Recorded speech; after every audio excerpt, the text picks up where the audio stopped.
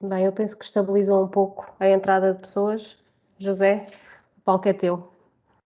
Obrigado, Ana. Bom dia a todos e bem-vindos ao Dia dos Princípios de Actuação e Comportamento. Antes que nada, agradecer-vos a vossa participação e agradecer a participação dos nossos oradores e do Mariano de Lucas, que é o nosso diretor legal para Espanha, Portugal e Marrocos. Antes que nada, se calhar relembrar a importância dos princípios de comportamento e actuação e por que o dia de hoje. Os princípios representam os nossos valores como empresa, fazem parte da nossa cultura e são uma referência para que todos podamos tomar as decisões certas em nosso dia a dia, tanto externamente com clientes e fornecedores, como internamente com os nossos colaboradores. Na Saint-Gobain, a ética empresarial é um pilar do grupo que contribui a um desenvolvimento sustentável e responsável. E no centro da responsabilidade social e corporativa, a ética empresarial é tão importante como a luta contra as alterações climáticas, a promoção da economia circular, a inclusão, a diversidade, a saúde e a segurança no trabalho. Portanto, espero que participem hoje ativamente nas atividades que os nossos colegas têm preparado para todos vós e aproveitem para esclarecer qualquer dúvida que possam ter no referente aos princípios de comportamento e atuação. Bom dia a todos e muito bom trabalho. Obrigada, José. Passamos então à apresentação do vídeo corporativo dedicado a este dia e depois passamos então a palavra ao Mariano, que temos hoje connosco para nos explicar mais em pormenor a importância deste dia na Saint-Gobain.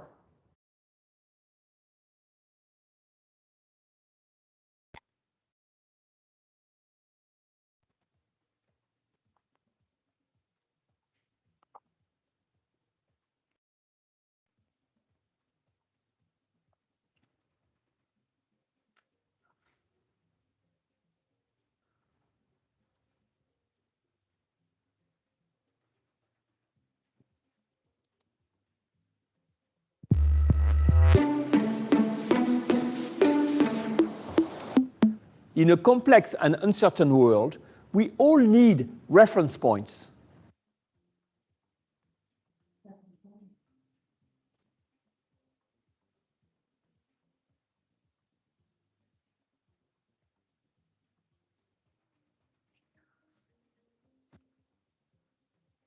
Almost 20 years ago, Saint-Gobain adopted the principles of conduct and action to express the core values that bring us all together. They are the cornerstone of our corporate culture and provide a framework, a compass that helps us all making the right decision. They strengthen our day-to-day choices. They make it possible for our customers and the society at large to put trust into our products, solutions, and services. They help us reach our purpose, making the world a better home. Yes, Pierre-André. These are strong values that are reflected in all our decisions, both internally among colleagues and externally with our customers and suppliers. The principles of conduct and action are at the heart of our commitments, and they cover all areas. For example, conforming with competition law or ensuring product compliance is acting with integrity. Respect for the law includes fighting corruption and protecting personal data. Respect for the environment requires responsible purchasing, and respect for health and safety assumes the defense of human rights. Our principles are the basis of our common bond. Indeed, Benoit. Our principles play a key role in the implementation of our corporate social responsibility, which enables us to meet the expectations of our stakeholders, our employees, their representatives, our shareholders, but also NGOs, communities, and civil society at large expect businesses to lead by example. I would add that to join Saint-Gobain assumes commitment to the principles. They are part of our DNA, and the group alert system with our whistleblowing line is its safeguard.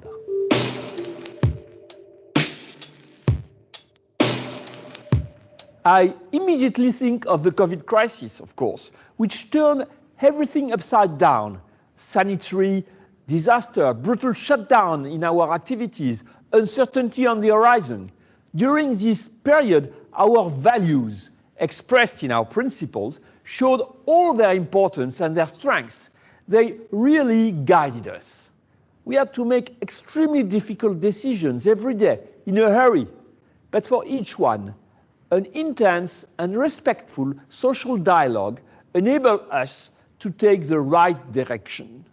In that sense, along our other principle, the principle of respect for employees' rights was for me a strong reference.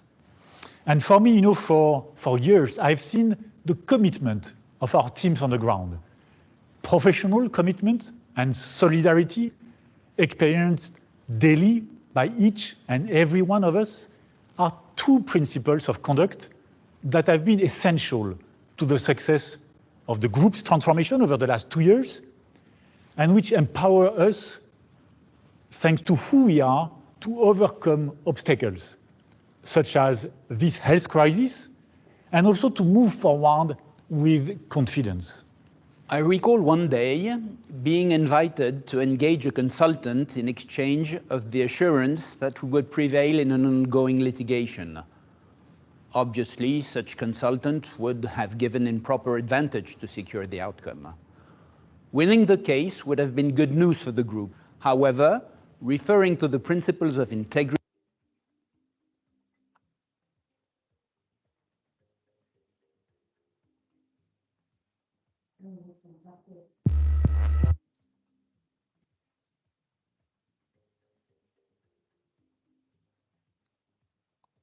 all their importance and their strengths. They really guided us. We had to make extremely difficult decisions every day, in a hurry. But for each one, an intense and respectful social dialogue enabled us to take the right direction. In that sense, along our other principle, the principle of respect for employees' rights was for me a strong reference. And for me, for years, I've seen the commitment of our teams on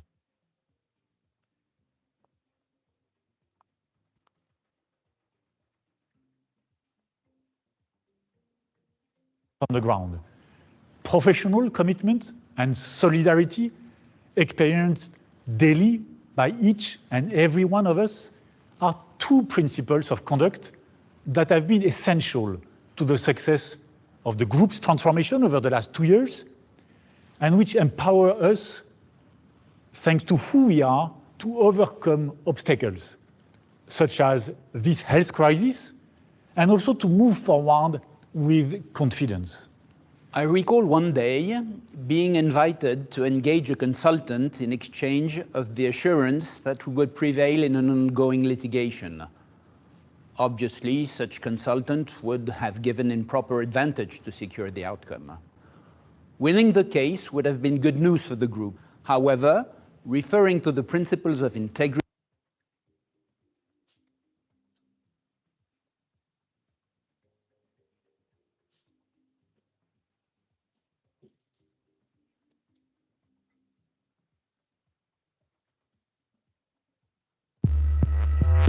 They really guide this one, and the principle for years, our teams on the ground.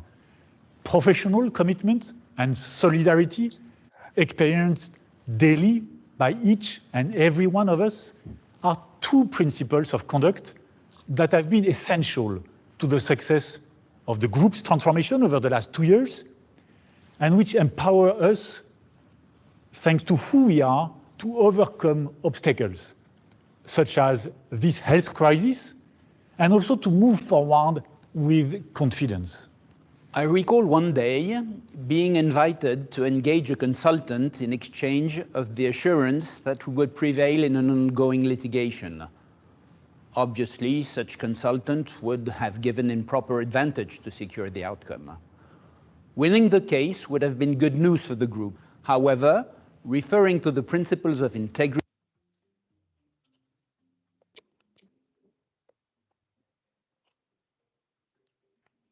Eu penso que por algum motivo estamos com um problema no vídeo. Sugeria o Mariano iniciar a sua intervenção e depois partilharemos todos os vídeos com os participantes. Ok. Bom dia a todos. Vou tentar falar em português, por isso, por favor, desculpem-me por qualquer erro gramatical ou de pronúncia. Antes de mais, gostaria de agradecer a todos pela vossa presença neste Dia dos Princípios de Comportamento e Actuação, um dia que devemos celebrar e recordar. Celebrar porque é um momento para refletir e partilhar experiências ligadas aos nossos princípios e recordar para que no final estes princípios se tornem o ADN da nossa atividade diária. Vamos todos tentar desenvolver e fazer crescer a nossa cultura de conformidade, para que ela se torne algo espontâneo na nossa atividade diária. Hoje, graças ao trabalho dos equipos de IT, das equipas da comunicação, das correspondentes de conformidade e as equipas de recursos humanos, vamos partilhar vídeos, ouvir as experiências de oradores externos e, no final, teremos um jogo de perguntas e respostas para dar um tom divertido ao dia.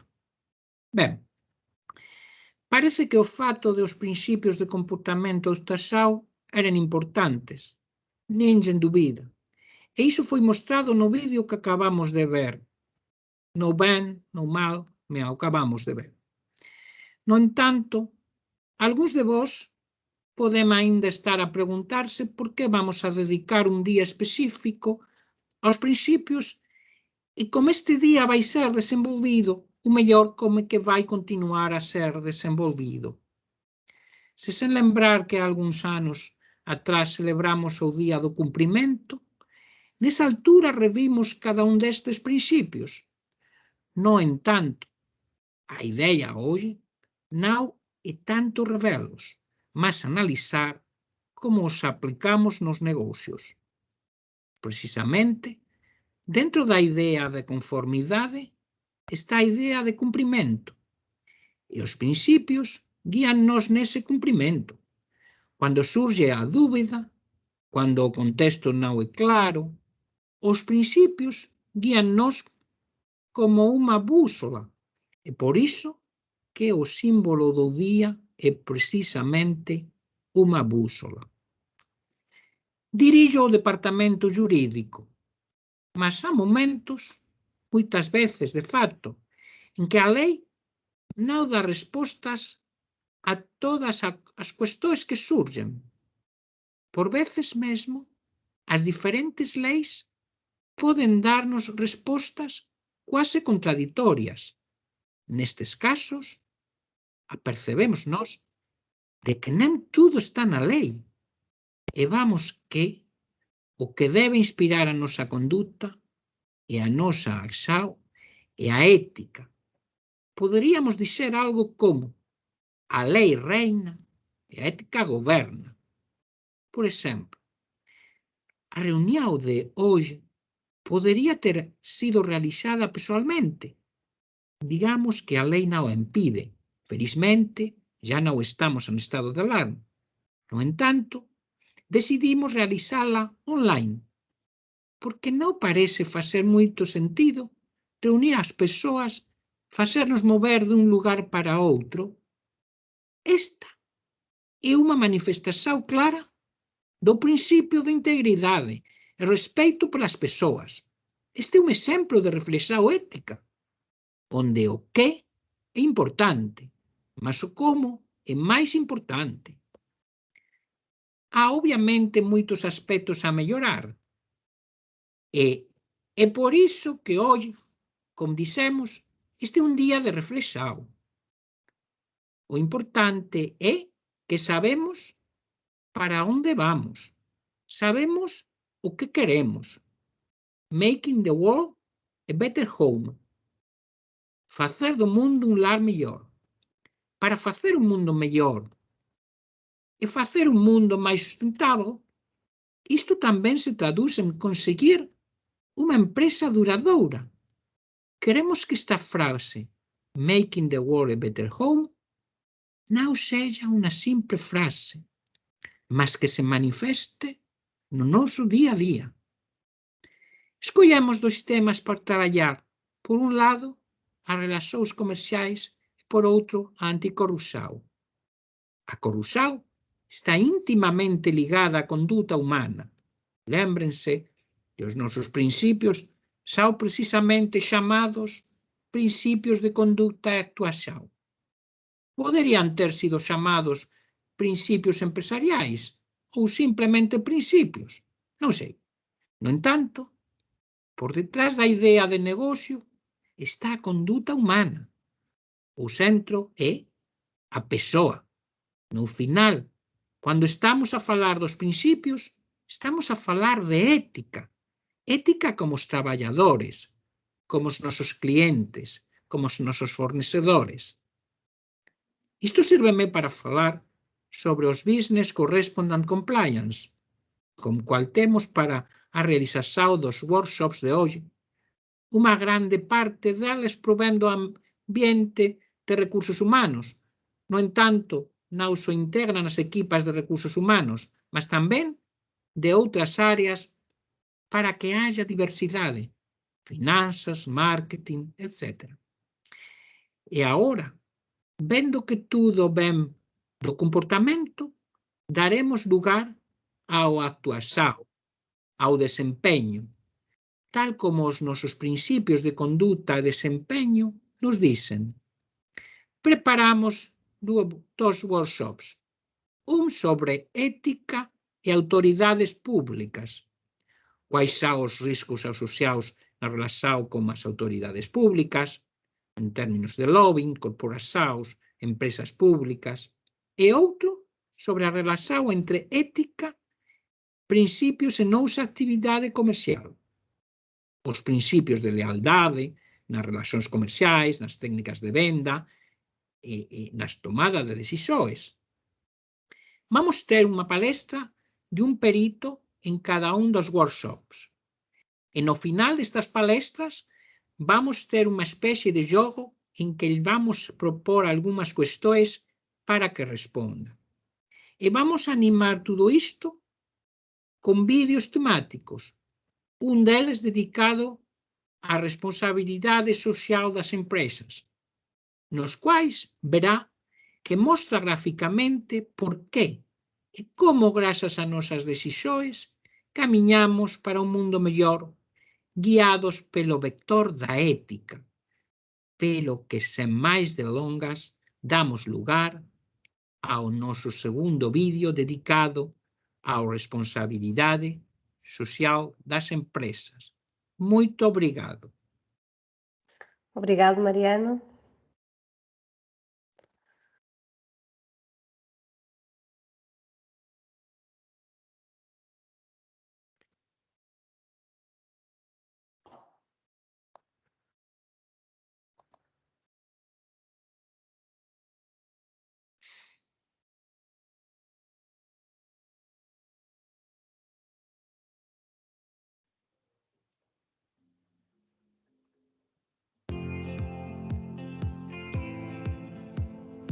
What is corporate social responsibility?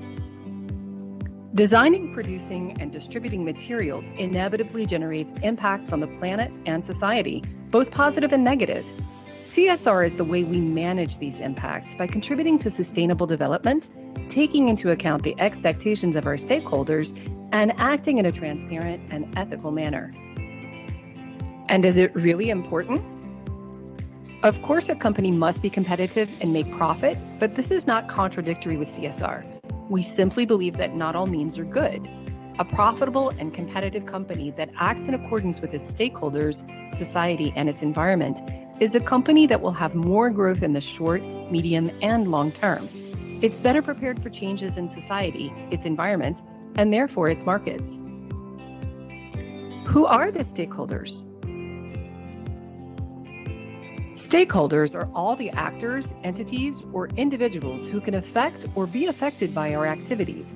They include us, our employees, our customers, our suppliers, local communities, and people living near our sites, NGOs, and civil society, investors, and regulators. How can we build trust with stakeholders? Trust is built on dialogue and transparency. We listen to our stakeholders and take their expectations into account. The principles of conduct and action are at the heart of this. It's our way of communicating what guides our decisions, a commitment to values. It's also a call to our stakeholders. If you share our values, let's work together to improve our contribution to the common good, making the world a better home. How can we ensure that our actions take stakeholder expectations into account? Take a closer look at our principles of conduct and action, and you'll find in its appendices the major international agreements that we are committed to respecting: the United Nations International Bill of Human Rights, the International Labor Organization's Conventions on Fundamental Rights at Work, or the OECD's Guidelines for Multinationals. Finally, in 2003, we signed the UN Global Compact and committed to its 10 principles. The International Human Rights Charter is one of our commitments. In concrete terms, what are human rights for Saint-Gobain? Some of our principles of conduct and action refer directly to the International Bill of Human Rights: employee rights, respect for the environment, respect for people. In addition, we have published a human rights policy and implemented an action plan that you can find on our website. What if I want to learn more about CSR?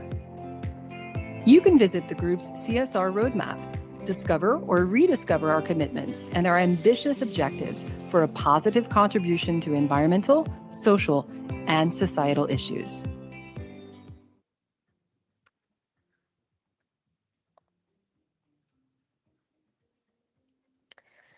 Continuamos agora a nossa sessão. Agora sim, como falou o Mariano, com uma palestra, um workshop, como lhe queiram chamar, com um convidado especialista nestas áreas. Vamos abordar, como o Mariano falou, temas sobre anticorrupção e o direito à concorrência. E, antes de mais, apresento Manuel de Sousa Aroso.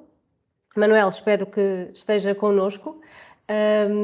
Nascido no Porto, licenciado e mestre em Engenharia Civil, pós-graduado também em outras áreas, como a gestão da inovação, a direção de empresas, e especialista em responsabilidade social corporativa, com MBA em Engenharia Comercial e Gestão e, neste momento, a fazer o seu doutoramento.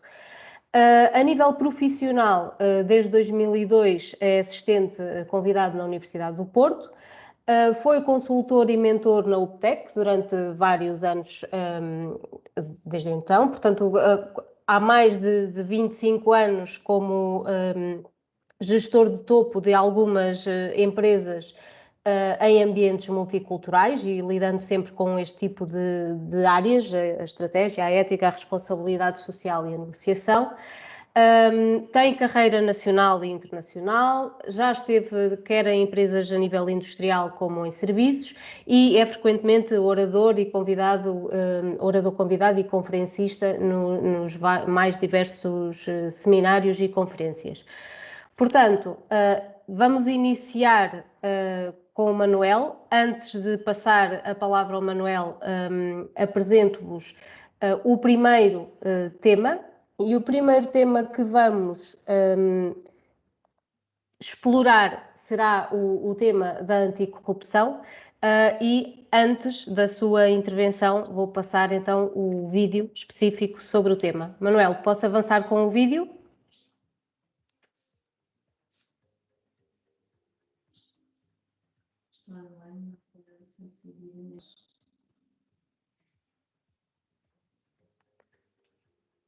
Vamos passar então o vídeo.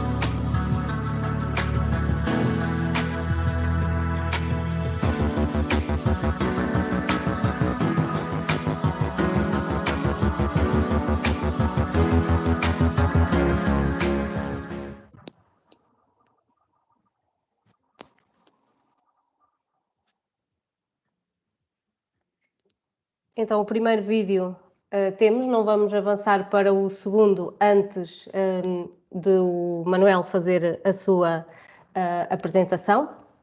Manuel, penso que Muito obrigado. Temos penso tudo. Que agora me consegue ouvir, certo? Sim, sim, sim. Sim, pronto, ok. É que há bocado estava sem acesso à imagem e a som, por isso não. Sim. Bom dia a Penso que todos. estamos. Muito obrigado uma vez mais pelo convite e pela possibilidade de partilhar com vocês algumas das minhas reflexões de um tema que me apaixona há muito tempo. Como a Ana apresentou, eu não sou docente universitário em full time, eu dou aulas realmente devido à minha experiência profissional e sempre desde muito cedo que eu desempenho lugares de alta direção, quer a nível de diretor-geral ou de administrador, e portanto e trabalhei sempre, portanto sei perfeitamente esta temática e quanto isto é doloroso para as empresas e para nós, todos os colaboradores, porque ser gestor ou não ser não é muito diferente de qualquer tipo de trabalho. A responsabilidade é diferente. Eu gostei muito neste vídeo dos 5 pontos que referem. Que a primeira é definir o que é a corrupção, porque a corrupção muitas vezes nós pensamos que é apenas dar dinheiro, não é?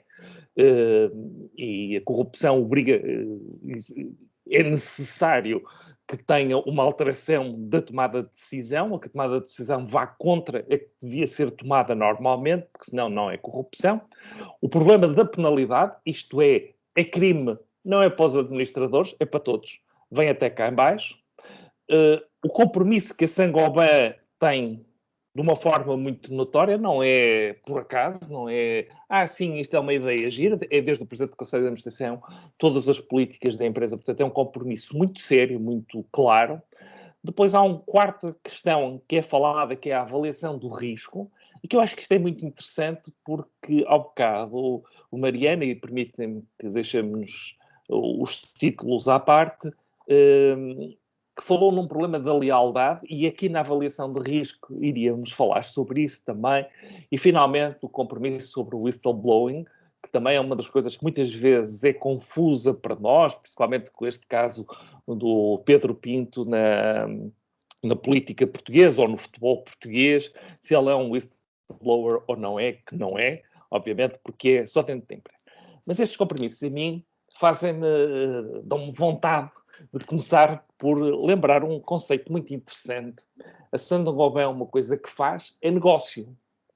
E negócio é uma coisa que, por definição, é a negação do ócio. Portanto, não estamos a brincar, estamos no negócio.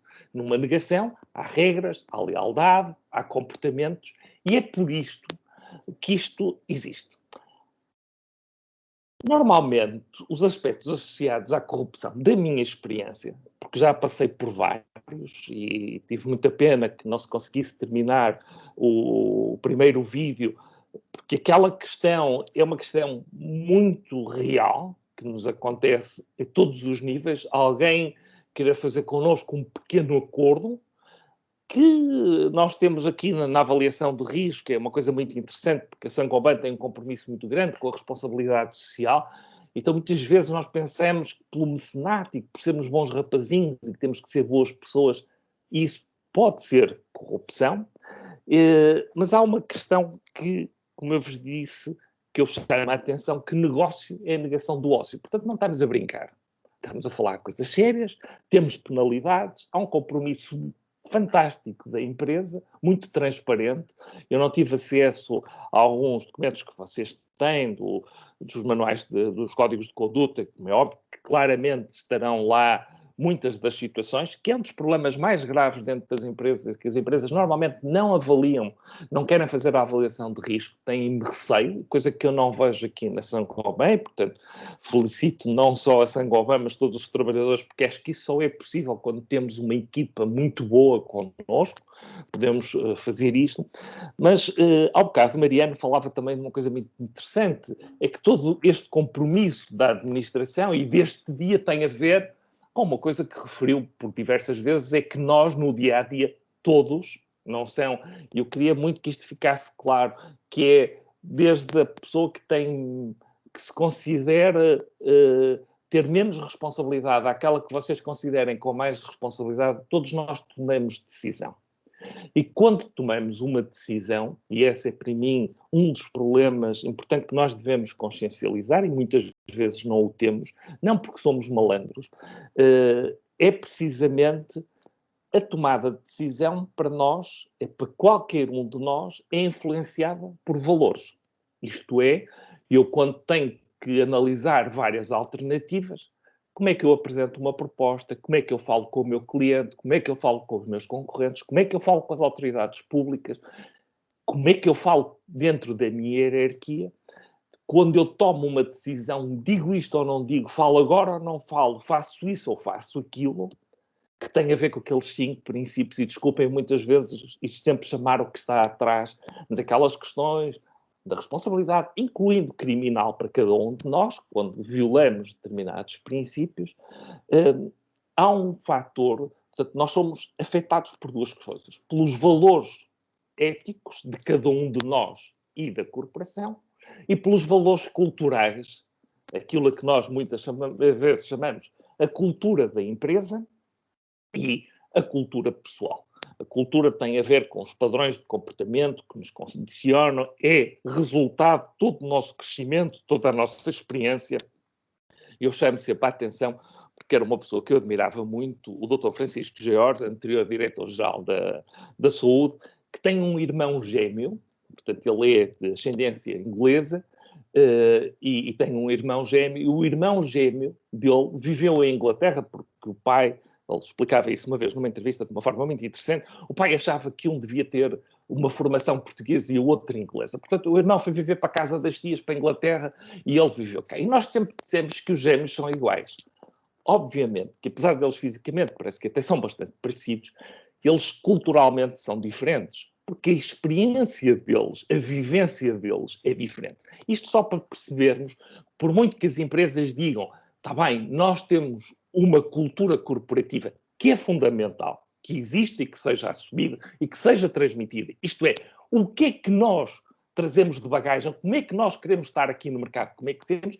As pessoas têm os seus fatores culturais, ou porque nasceram em determinados países, ou porque tiveram determinadas experiências de vida, por conhecimento, porque leram, porque sonharam, porque viveram.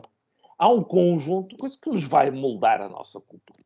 E, portanto, quando eu tomo decisão, são estes valores éticos e culturais da empresa e meus pessoais que vão influenciar a minha tomada de decisão. E eu estava a dizer que estamos a falar de negócios de negação do ócio. Mas gostava de dizer também uma coisa, eu penso que Mariano falou que era da área da advocacia e eu falei já por 2 vezes nas penalidades. Eu acho que Portugal e o mundo têm uma coisa muito boa, que é as polícias de investigação. Essas são boas. E, portanto, normalmente, os ladrões e os bandidos, eles apanham. Mas gostava que vocês tivessem consciência de uma coisa. A maior parte das coisas más não são feitas por más pessoas nas empresas, mas por boas pessoas.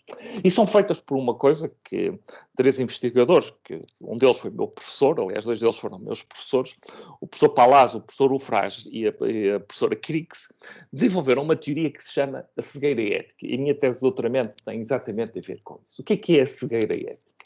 A cegueira ética é a minha perda da capacidade momentânea e temporal de ver a dimensão ética. E isso normalmente ocorre por 6 fatores muito distintos, muito claros, muito conhecidos, não são fatores transcendentais, não são nada disso. Eu vou referir, por exemplo, casos que nós conhecemos, o caso do BES. Nós estamos a falar do Ricardo Espírito Santo, mas havia um Conselho Geral de Supervisão. Porquê que eu tenho um amigo meu, que foi meu colega da administração numa outra empresa, e eu uma vez fiz essa pergunta, porquê que o Conselho Geral de Supervisão nunca viu? E ele refere-me casos que são pura e simplesmente casos de cegueira ética.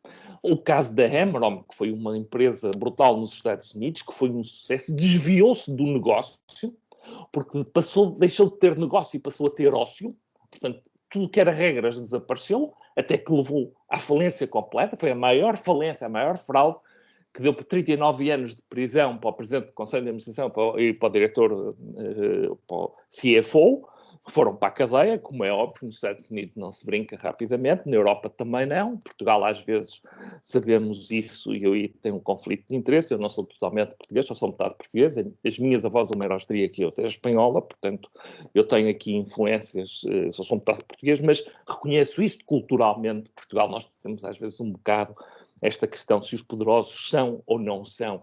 Eu lembro, por exemplo, na Alemanha, a Angela Merkel perdeu o ministro da Defesa, que era um médico, porque houve um jornalista que, a determinada altura, à saída de uma reunião da Angela Merkel, uma visita qualquer, lhe perguntou se o ministro, na tese de doutoramento em medicina, fazia uma determinada afirmação do género, já não me lembro os pormenores muito corretos, que era, havia um investigador que dizia que uma célula fazia uma coisa qualquer.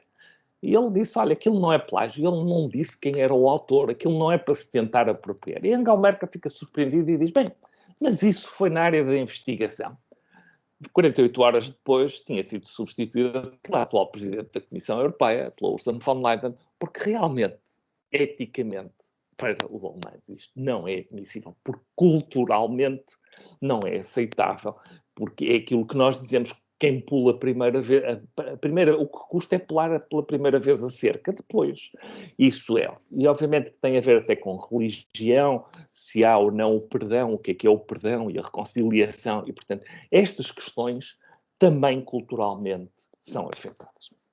E portanto eu estava a dizer que não são as maçãs podres que fazem normalmente as ações más, são as pessoas boas, porque são afetadas por cegueira ética. Eu conheço muitos casos, por exemplo, da Volkswagen, em que um diretor está preso e que eu cheguei a conhecer, não a esse, mas ao adjunto dele, e sei perfeitamente que ali foi um caso de cegueira, que é o caso do challenge que explode, a decisão que foi tomada foi de cegueira ética, as pessoas dizem, eu não posso ter tomado essa decisão. E eles mostrado o vídeo e eles dizem, realmente eu não era capaz de tomar uma decisão dessa. Há inúmeros casos disso. Então, quando é que esta cegueira ética ocorre? E que eu queria chamar a atenção, porque estamos todos muito atentos e vi um fortíssimo empenhamento da Saint-Gobain e dos seus níveis de liderança nos compromissos contra a corrupção. Quando é que esta cegueira ética se pode ocorrer? E porquê que ela ocorre e quais são tais estes factos que levam a que, momentaneamente, as boas pessoas, seja qual for o nível da decisão, possa ter uma atitude não ética que vá comprometer verdadeiramente, incorrendo em penalidades, mas, acima de tudo, podendo pôr em causa a reputação da Saint-Gobain e de todos os seus trabalhadores, porque depois não é o António ou o Zé ou a Maria, é na Saint-Gobain faz-se assim. E, portanto, isso põe em causa o bem mais sagrado, que é a reputação de uma organização. A primeira coisa é um enquadramento. Nós temos um exemplo muito simples, todos contamos esta história. Se nós vendarmos os olhos a alguém e pusermos essa pessoa ao pé de um elefante e lhe dermos para ele tocar na tromba, na pata ou na cauda, se calhar dizem que é uma corda, quando toca na cauda, dizem, isto é uma corda, na pata diz que se calhar é uma árvore e na tromba se calhar diz que é nada mais, nada menos do que uma cobra. Porquê? Porque a pessoa limita-se a sentir aquilo e a ver. E, aliás, é por isso que quando nós vamos ao museu, o museu tem aquela moldura que nos leva a isolar o resto que está à volta para que nos concentremos verdadeiramente na obra de arte. Nós temos um cérebro muito complicado, muito bonito. O professor António Damasio, um cientista português, descreve muitíssimo bem o funcionamento e diz a sua complexidade, mas nós somos seres humanos, somos preguiçosos, temos um cérebro fantástico. Einstein dizia que nós não usávamos nem 10% do nosso cérebro, mas a verdade é que nós somos uns seres preguiçosos. E nós tentamos simplificar todas as situações que vemos. Quer dizer, se perguntarem a qualquer um de vocês que cor é que era a camisa da Ana, quando a Ana fez a apresentação, ou qual era o casaco que o Mariano tinha, se calhar não sabemos, algum dos pormenores tinha riscas, se não tem, porque nós simplificamos a imagem e dizemos isto não me interessa, o que me interessa é o que ele está a dizer, é o que a Ana está a mostrar e, portanto, não estou, se calhar, a ver os pormenores que não estão. É essa simplificação que me permite fazer o enquadramento. E, portanto, por exemplo, quando nós vamos na autoestrada, nós não vemos todos os carros que estão na autoestrada. O nosso cérebro vai permanentemente a analisar, tendo a capacidade de selecionar, nós achamos os 2 carros que vão à minha frente têm interação comigo, o que está ao meu lado, os que estão atrás, e eu não quero saber os que vêm em sentido contrário ou não, porque senão a minha condução passa a ser extraordinariamente cansativa e por isso o cérebro diz-me, olha, não, o que tu precisas é de simplificar. Portanto, a maior parte das vezes as corrupções acontecem, ou esses atos que nos levam a uma corrupção, acontecem porque nós fizemos mal o enquadramento, porque não estávamos alertados. Portanto, achamos e simplificamos. Esta é a situação e alguém passou-nos uma rasteira. O segundo caso é uma questão muito interessante, que é a pressão do tempo. E a pressão do tempo é uma questão... Nós temos agora muito pouco tempo. Então, eu tomo uma decisão muito rápida. Outra questão é a chamada pressão dos pares. Eu estou no meio de uma série de pessoas e eu acho que é muito interessante esse número de pares que estão à minha volta e então, para não fazer má figura e como acho que eles iriam num determinado sentido, eu tomo essa decisão sem a pensar, porque acho que os meus pares é isso que estão à espera, que eu tome essa decisão. E isso leva-me muitas vezes a tomar decisões muito más, como é óbvio, não éticas, porque violei, mas sem ter consciência. Continuo a dizer, é de uma forma inconsciente que eu o faço. Porque depois, quando sou confrontado, digo como é que eu fui capaz de tomar essa decisão. E acho que todos nós passamos por isso. Em casa, na família, nos amigos ou na empresa, todos nos aconteceu um determinado momento em que nós dizemos como é que eu fui capaz de tomar aquela decisão. Não era eu não tive consciência daquilo. A outra questão é chamado os contextos muito fortes. Eu vou socorrer-me do Challenger. O Challenger foi aquele vai-vem que explodiu, se não me engano, em 1994, ou qualquer coisa, que levava 7 astronautas, explodiu com uma delas era uma professora de uma escola primária que tinham levado todas as criancinhas da escola primária para que a Cabo Canaveral verem a professora ir ser a primeira mulher astronauta na estação espacial. Aquilo, quando levantou o voo, como se recordam, cerca de 1 minuto e meio depois de estar a levantar, explodiu e vê-se os 7 corpos, que a maior parte das pessoas não tem noção, que aqueles espécie de fogo de artifício que se vê são os corpos dos astronautas a serem expulsos, a arder, portanto, uma morte horrorosa à frente da família das crianças. Mas porquê que aquilo aconteceu? Aquilo aconteceu por uma questão de strong context, de um contexto muito forte. Os foguetões tinham uma junta, e isto, eu estou a falar nisto porque a Saint-Gobain tem produtos técnicos, em que a junta tinha tiocol, um mastic, e o mastic não funcionava abaixo dos 10 graus centígrados. Portanto, o fornecedor tinha dito a 11 graus centígrados, 12 graus centígrados, 70 e poucos graus Fahrenheit, é o limite de atuação do mastic. Abaixo disso não é possível, a junta não é garantida. O engenheiro do projeto, no voo anterior, quando vai rever as filmagens, vê que há um fumozinho pequenino que sai de um dos foguetões e pede a recuperação desse foguetão. Então verifica que a junta de tiocol, que devia ter 2,5 cm de espessura, uma polegada, tinha cerca de 1 milímetro de espessura. Ou seja, naquele voo, por pouco que aquilo tinha levantado. E foi estudar e percebeu que realmente a temperatura a que se fez o lançamento era exatamente a temperatura limite do funcionamento do tiocol. E, portanto, o tiocol estava a começar a deixar sair combustível que podia acontecer. No dia em que se vai lançar, em 24 de janeiro, está mau tempo em Cabo Canaveral e é adiado. É adiado uma primeira vez, é adiado uma segunda vez e na terceira vez não há tempestade. A única coisa que há é que a temperatura está outra vez 1 grau abaixo do limite de segurança do tiocol. Estamos com o tempo do Reagan. O Reagan era contra a NASA, não queria financiar mais a NASA. A NASA já há muito tempo que não estava a conseguir lançar. É um sumidor de dinheiro para a economia liberal, que diz que aquilo não traz retorno, portanto, que é um investimento muito grande. O Reagan tinha algumas dúvidas se valia a pena, o Reagan, sim. O Reagan tinha muitas dúvidas se devia continuar a financiar ou não.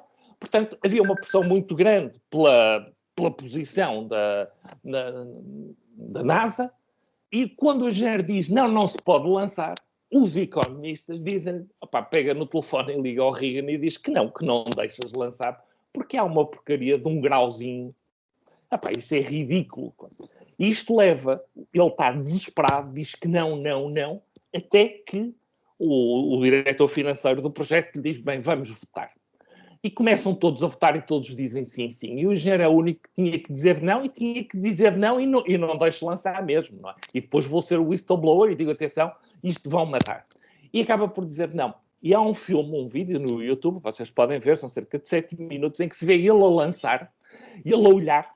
Quando aquilo começa-se a levantar, havia fumo, já nos foguetões, aquilo começa a levantar, diz que já está a 500 metros, 600 metros, ele começa a aliviar e aquilo explode. Ele põe as mãos à cabeça e começa a chorar. E, obviamente, foi preso. Porque era responsável, porque matou. Por strong context. Verdadeiramente não era ele o responsável. As duas últimas questões são muito interessantes. Uma são as rotinas. E muitas vezes a rotina é aquilo que nós achamos, também por simplificação do cérebro, nós fazemos isto de uma forma normal. Eu pego, leio o mail, vejo se o mail é interessante ou não, acho que diz ali qualquer coisa, preço, estou com pressa, mando para a área comercial, se me dizem tempo, mando para a produção, e às vezes não verifico com grande, não tenho tempo, tenho uma questão, é esta a minha rotina, vou fazendo isso desta forma. E muitas vezes é aquela questão do patinador que vai sempre patinando em fevereiro, no lago gelado. E às vezes não vai reparar que a espessura do gelo já é demasiado fina e cai. E isso muitas vezes são as tais rotinas. A última, que é pior, e isto para terminar e depois pedir, dar-nos tempo a que a audiência possa fazer questões, é a chamada instituições. O que é que eu acho que não está escrito, mas que eu acho que é correto? Não quero falar em Saint-Gobain, porque obviamente não tenho... Conheço a Saint-Gobain muito bem, aliás, eu fui um estudador de uma empresa aí muito perto da Saint-Gobain, na Figueira da Foz, e portanto a Saint-Gobain, sou engenheiro, portanto sei perfeitamente quem é a Saint-Gobain, mas vou falar do caso que todos conhecemos, que era o homem Sonaia ou o homem BCP, ou a mulher BCP. A mulher BCP tinha obrigatoriamente que usar saia casada, sapatos de tacão alto, meias de licra, e o homem BCP usa fatos cinzentos ou fatos azuis. Era aquilo que nós achamos, apesar de não estar escrito, que era aquilo que era o comportamento desejado. O homem Sonaia tinha que sempre falar em milhões e grandes negócios. E muitas vezes nada está escrito. E essas instituições, isto é, aquilo que nós entendemos que existe, mas que não existe, nos leva muitas vezes a tomar decisões que são contra verdadeiramente os valores que estão escritos. E estas questões da estratégia e ética, acho que são aquelas que, depois de todas as empresas terem estes códigos, terem processos, códigos de conduta que não são os códigos de ética, os códigos de conduta onde estão identificados a análise dos riscos e estão previstas quais são as medidas, incluindo a mais grave de toda a do whistleblowing, de eu denunciar o meu chefe, a minha hierarquia e ter a segurança de que não vou ser condenado por isso, mas espero que tenham a certeza que se forem injustos e difamadores, são fortemente punidos, porque o whistleblower não é para eu andar a levantar falsos testemunhos, nem a levantar suspeitas sobre alguém que eu não gosto dentro da empresa, como é óbvio, não tem rigorosamente nada a ver. E, portanto, esta questão da instituição muitas vezes leva-nos a tomar decisões que nós achamos por várias questões e vamos contra os valores fundamentais, vamos contra as políticas de empresa e pomos em causa, às vezes, comportamentos. Eu queria só, para ser provocador, dizer uma coisa, depois iria falar até isso. Não sei se viram esta semana, todos provavelmente devem ter visto o Hungria-Portugal. No fim do Hungria-Portugal, houve uma televisão, eu não sei quem é que estava a transmitir, que entrevista um senhor que diz: eu apostei com o meu colega uma garrafa do melhor vinho. Isto é um ato de corrupção, sim ou não? Eu posso dizer que a melhor garrafa de vinho português considerada a Arcavalha pode chegar a 1000 euros. a do vinho húngaro. Não sei se sabem que a Hungria tem das regiões de vinho mais antigas do mundo, muito próximas exatamente do Douro, com mais de 200 anos. Aliás, há uma discussão que existe qual é a região demarcada de vinho mais antiga, se é do Douro, se é da Hungria. Podem passar dos 200 euros. 125 euros foi definido pelo governo como sendo a prenda limite possível em Portugal para cargos públicos. Portanto, eu por mim terminava agradecendo mais uma vez e estando disposto para todas as perguntas que a Ana ou qualquer um de queira fazer ou algum comentário. Muito obrigada, Manuel. Antes de passarmos às questões, eu lançaria o último vídeo, porque estes vídeos vão ser fundamentais para o jogo que vamos ter no final. Portanto, peço à nossa audiência que continue atenta. Vou então partilhar o nosso último vídeo que nos fala um bocadinho mais em detalhe sobre o direito à concorrência.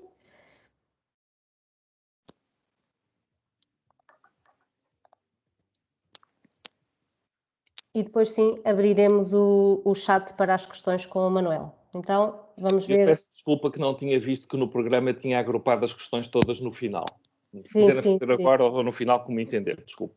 Ok, então vou passar então o vídeo. Sim, sim, sim.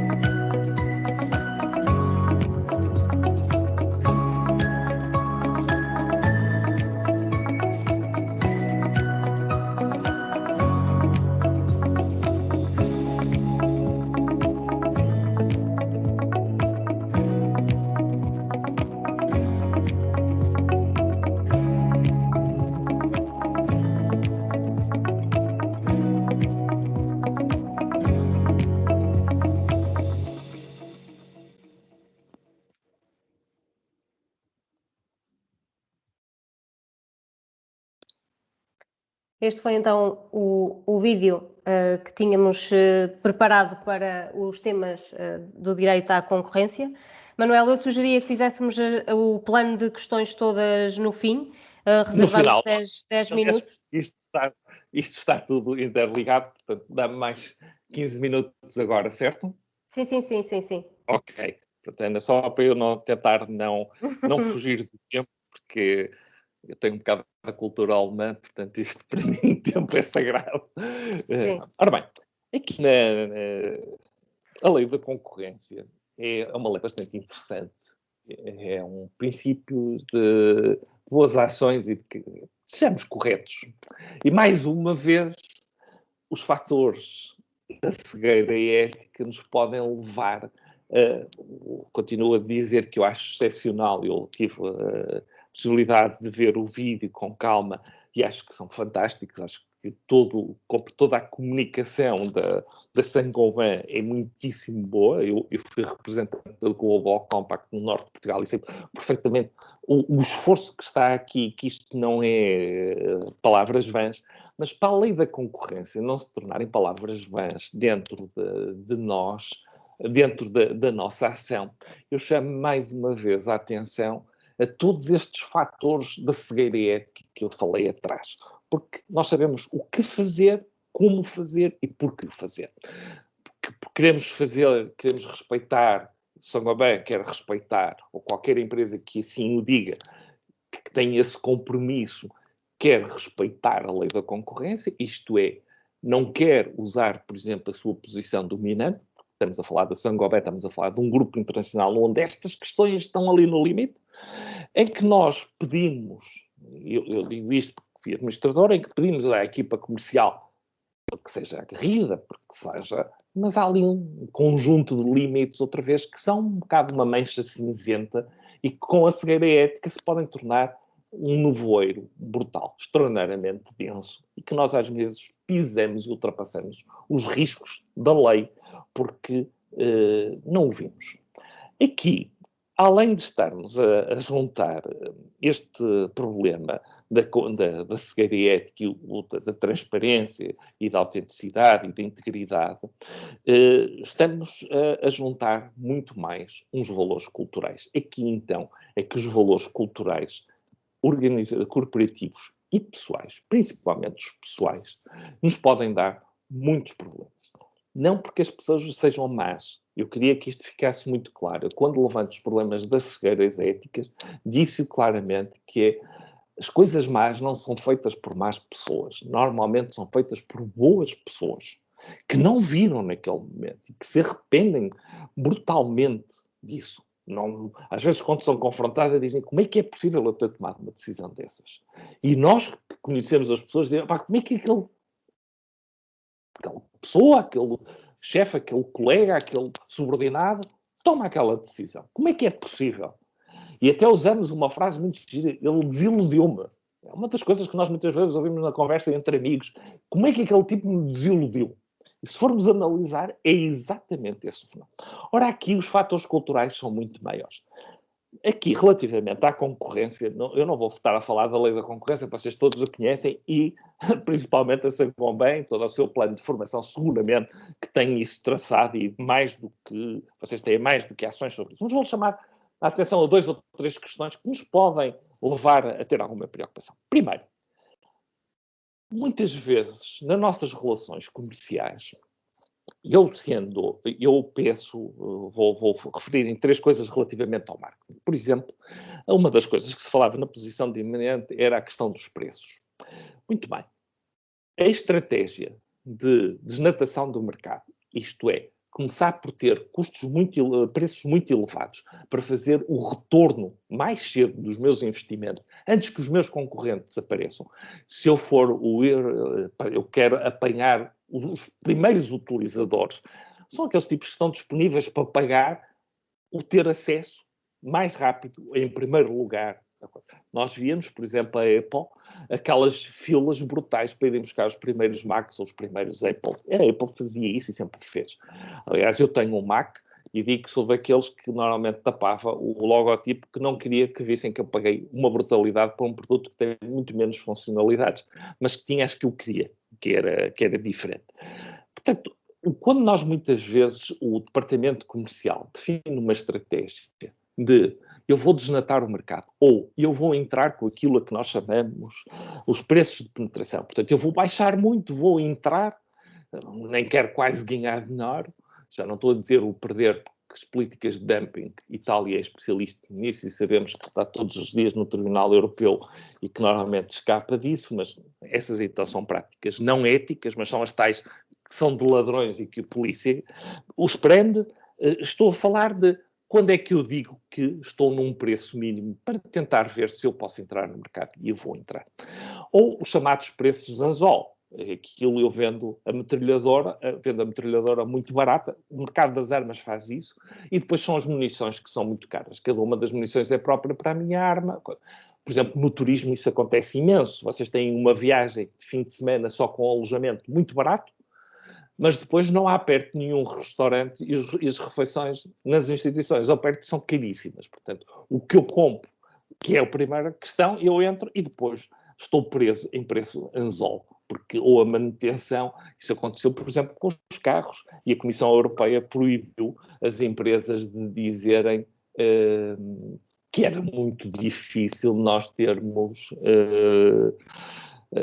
uma obrigatoriedade que só podem dar garantia se a revisão fosse feita sempre na marca, porque era um preço anzol, era obviamente um comportamento não ético da lei da concorrência, era ganhar uma vantagem. Mas muitas vezes nós na área comercial somos tentados, por exemplo, pela responsabilidade social, pelo mecenato, e isso é dito no vosso vídeo. Isso acontece muito, que é até que ponto eu como dominante ou nas relações com a parte pública, por exemplo, às vezes a minha posição pessoal, eu vi isto, não vou dizer os nomes, como é óbvio, mas vi isto em negociações com entidades públicas, alguém tentar aliciar uma das partes porque lhes dava acesso ao poder, e vocês veem isso nestes casos que hoje estão todos nos jornais, é o acesso a um poder político a uma pessoa, e a pessoa deixa-se fascinar. Ou a minha sogra não, porque já é muito velhinha, já não tinha emprego, mas eu dou a possibilidade de uma sobrinha, uma afilhada, um filho, um sobrinho, alguém ter um benefício, um acesso, a um estágio, ou um novo emprego, e isso é paralelo à empresa.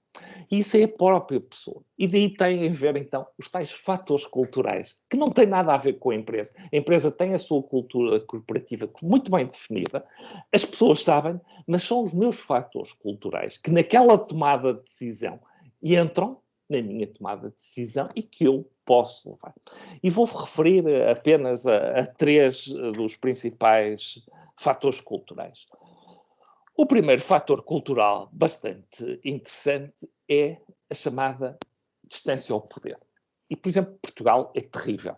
Que é a questão de eu aceitar, por exemplo, na Alemanha é uma coisa inadmissível, que é...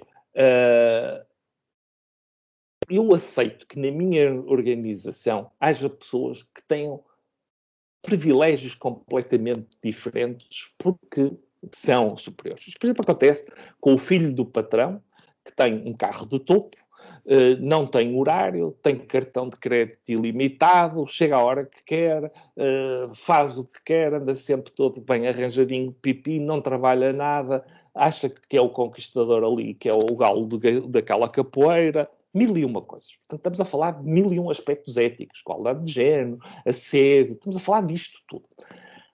Há países e há pessoas, há culturas que somos mais tolerantes. E ouvimos isto. Nós ouvimos, em Portugal, há um ditado muito popular, que é, eles é que têm os livros, eles lá sabem. Nós achamos que há alguém que tem mais direitos do que eu, e que eu tenho que aceitar como natural. Os alemães não aceitam minimamente isso. Aliás, todos os países e todas as pessoas com uma formação protestante, porque não há a possibilidade do perdão, da confissão, do arrependimento, há um dia de juízo final, portanto isso não é aceitável, porque tudo o que eu faço será contabilizado e, portanto, não é permitido.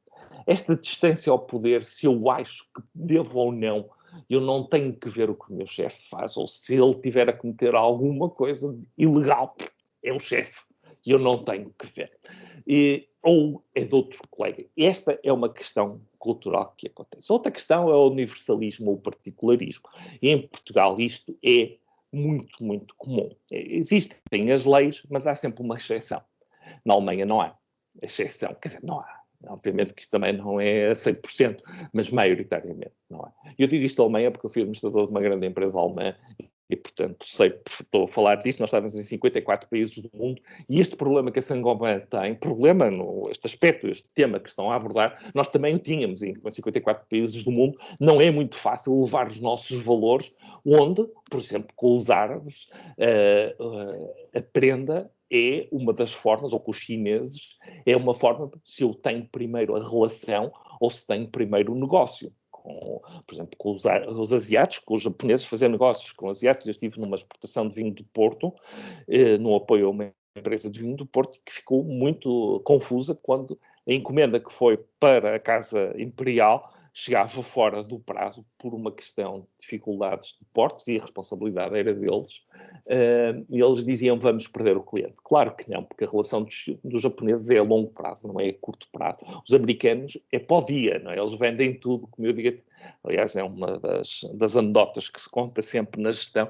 O americano tem tudo à venda, desde que depende do preço, não é? Portanto, e não quer saber da relação, normalmente da relação futura, quer aquele negócio atual, e depois o segundo negócio é segundo negócio, o terceiro. Os franceses, na construção de um contrato, se fazem de cima para baixo ou de baixo para cima, isto é, se o contrato só é bloqueado quando está na totalidade, ou vamos podendo negociar e acrescentando, isto são formas culturais e que não é criminoso, é a forma como as pessoas estão estruturadas e pensam. O que nós temos é que perceber que essas diferenças, como é que elas são respeitadas na nossa. A questão do universalismo e particularismo, isto é, a minha empresa diz claramente que eu não devo dar uma vantagem, mas se eu for almoçar com aquele fulano e lhe pagar que a bebida venha para mim, ou que comprar um vinho melhor, ponho na minha conta, está bem, isto é uma coisa pequenina, isto não interessa. Isto é se eu admito que haja exceções ou uma regra, ou não. E isto, pessoalmente, culturalmente, as pessoas podem aceitá-lo ou não. Outra questão é o individualismo e o coletivismo. E aí conto uma história muito simples. Quando foi a crise financeira de 2009, há um senhor, Mike Lewis, que escreveu um livro chamado Boomerang. Ele era jornalista do Financial Times e foi visitar a Islândia, a Irlanda, a França, a Alemanha e ficou muito chocado quando foi à Grécia, à Alemanha, e foi ao Ministério das Finanças e conheceu o célebre homem que levou que Angela Merkel proibisse e impedisse que os bancos alemães tivessem caído na crise do subprime nos Estados Unidos. E ele entrevistou e ele explicou porquê. Estava a verificar, começou a verificar que havia grande tentativa de transferir direito para os Estados Unidos e era um alerta que ele tinha e bloqueou. E ele pergunta-lhe no fim, mas você quanto é que ganha? Você deve ganhar uma fortuna.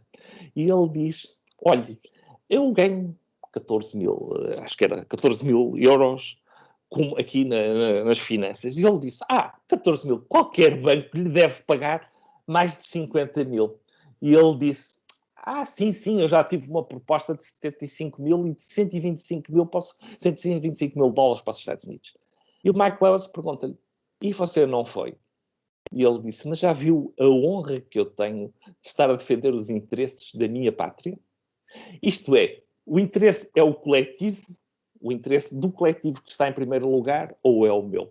E esta questão do particularismo e universalismo, individualismo ou coletivismo, pode-me permitir eu estar mais sensível, mais facilmente manipulável, outra vez não com a intenção de ser vigarista, sendo sempre boas pessoas, para ter práticas contra a lei da concorrência ou ter práticas não éticas. E queria só dizer uma coisa, porque já por 2 vezes me ia referir e depois esqueci-me. Transparência na gestão não é ter tudo escancarado. Não é a transparência e eu poder perguntar ao Presidente do Conselho de Administração, diga-me lá o que é que o senhor tomou de decisão e porquê que o fez. Não. A transparência é eu saber quais são as regras de jogo e saber que eu estou defendido se alguma regra de jogo for violada e que há transparência, há alguém que vai controlar, há um compliance, há o governance e há um compliance que me garante que há transparência, que aquilo, olha, foi decidido, acabou, não sabe como, nem quem, nem é recorrível, nem nada. Portanto, esta questão do individualismo, coletivismo, universalismo e particularismo acontece muito.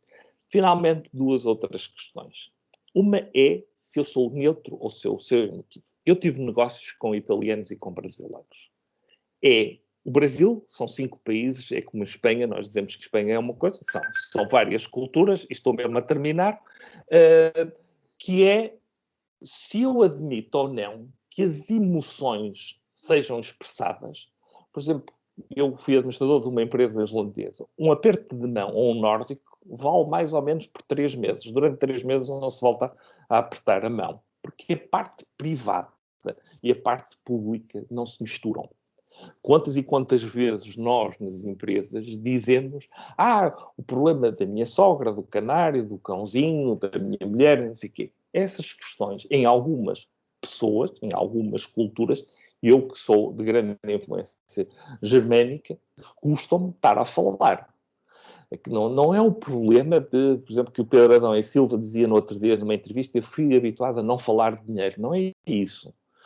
O justificar o meu vencimento não é muito. A questão é a minha parte privada, a minha parte íntima, se eu deixo ou não, e se choro ou não choro, eu posso estar com um gravíssimo problema. Será que eu tenho direito a levar nessa negociação esse problema ou tenho que ter a capacidade? Esta é uma gestão que toda esta nos pode implicar que a lei da concorrência seja violada.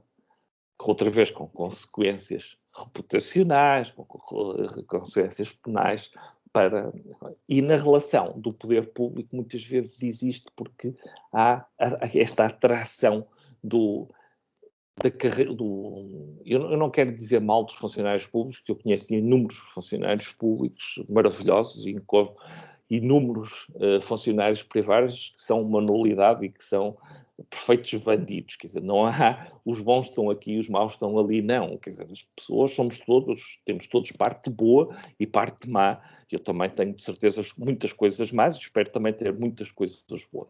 Mas esta questão, portanto, dos aspectos culturais, dos aspectos éticos, são aqueles que, para mim, são as reflexões que eu fiz depois de ver estes 2 vídeos, aliás, os 4 vídeos que foram apresentados e que achei que gostava de partilhar com vocês para contar-vos o que é que era a minha experiência, a minha vida e o que é que foi a minha experiência para partilhar com vocês.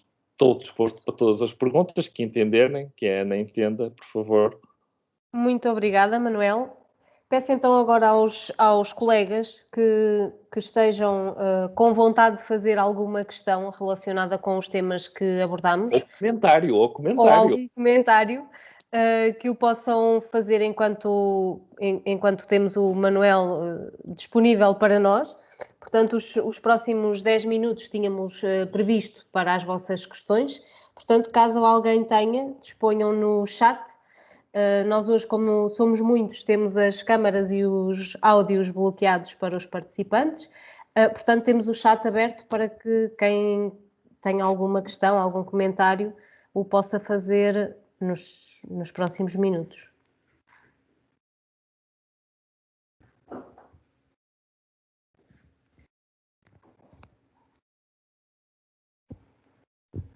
Para já não temos nenhuma questão. Manuel, isto são temas que independentemente da dimensão da empresa que temos, do local do país ou do mundo onde estamos, são temas que temos que ter em mente todos os dias, porque é muito fácil escorregar e, como dizia, normalmente acontece às boas pessoas, não é?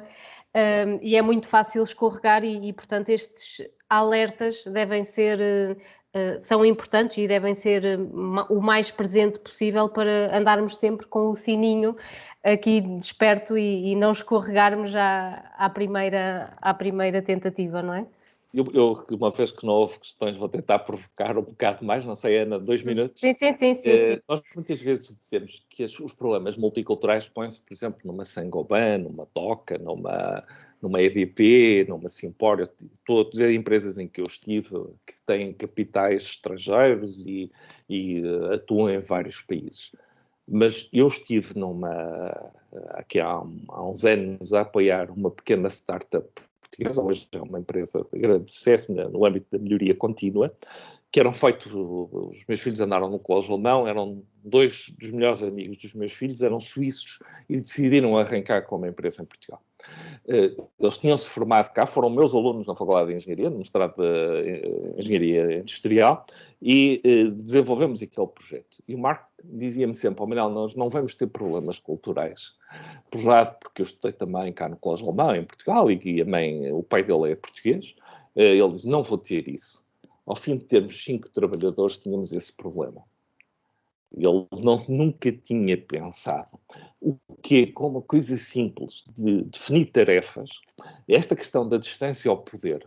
As pessoas às vezes dizem sim, sabendo que não vão poder dizer que não, porque acham que dizer que não era correto. E nós muitas vezes não estamos atentos. E isso acontece e continuas a dizer, não são más pessoas. São as boas pessoas, porque as más fazem já um crime, é fácil apanhá-los. O problema são estas pequenas escorradelas. E isso pode levar, eu estou-me a lembrar, por exemplo, através de produtos técnicos, no desenvolvimento de uma locomotiva na Holanda, por erro, numa das reuniões foi dito que o limite, a velocidade de teste para a travagem era 140 km e era 160. E foi falsificado. Não é? Para se entregar o comboio, houve alguém, um engenheiro, que disse, mas eu vou prejudicar a minha empresa. Nunca ninguém reparou. E sabe o que é que lhe disse a secretária? Eu tinha visto, mas não disse nada. O senhor é engenheiro. Por acaso a secretária era portuguesa. Mas não, quer dizer, repara uma coisa. E depois o que é que eu faço? Então, o comboio se trava a 140, também trava a 160. Quer dizer, são mais 20 km. No teste morreram 4 pessoas. No teste, porque realmente os comboios holandeses decidiram testar a 160. Esborracharam-se e 4 pessoas morreram.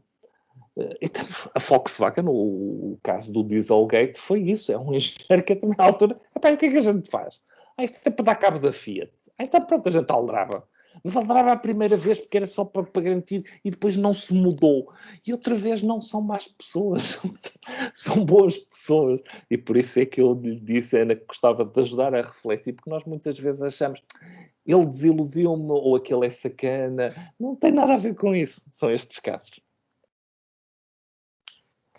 Muito obrigada. Nós continuamos sem questões, portanto penso que foi esclarecedor. Ou ninguém está com coragem de fazer nenhuma questão sobre estes temas. Temos, entretanto, um comentário. A cegueira ética é um conceito muito interessante no domínio da investigação e é reconhecido na cultura portuguesa. Este é um comentário. Temos outra questão agora, entretanto, quais as áreas da empresa onde os princípios de comportamento e atuação têm mais impacto, um maior impacto, ou onde acontece com maior frequência? Acontece em todo o lado, porque é tudo com boas pessoas e eu acho que nós temos boas pessoas em todas as partes. Se calhar vou chocar alguns dos presentes, provavelmente já não está ninguém da administração. Temos muito boas pessoas na administração e temos muito boas pessoas em todos os outros níveis. Nós muitas vezes achamos, não, a administração que resolve isso, os chefes é que resolvem isso, atiramos. Não, estes problemas muitas vezes acontecem em todos os níveis e portanto não há, digamos, olha, isto acontece só na área comercial.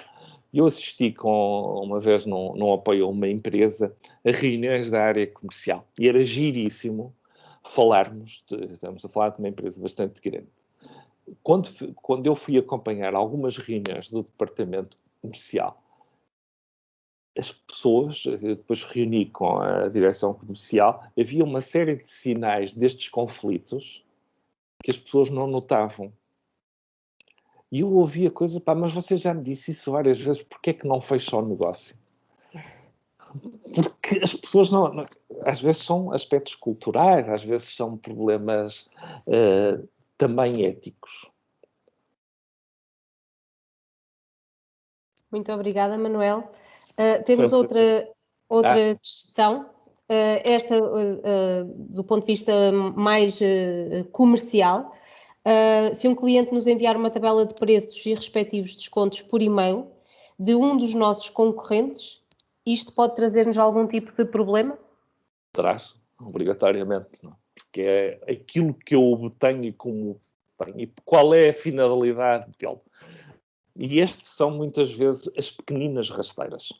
E eu só queria, em relação àquele comentário que a cegueira ética é boa de investigação, não, é uma questão prática. É uma questão que ocorre no dia a dia. Portanto, e esta, por exemplo, é uma das questões que eu já vi pessoas virem ter comigo e dizer assim, fantástico, eu sei os preços dos concorrentes. Posso lhe dizer, não vamos discutir isso agora, mas é uma das questões da área comercial. Eu não sei traduzir para português, é uma chamada lista de utilidades, mais ou menos, que se chama, traduzindo, que é Nutzen Argumentation List. As empresas alemãs têm claramente todo o tipo de argumentação que é possível. E é proibido referir o nome do meu concorrente.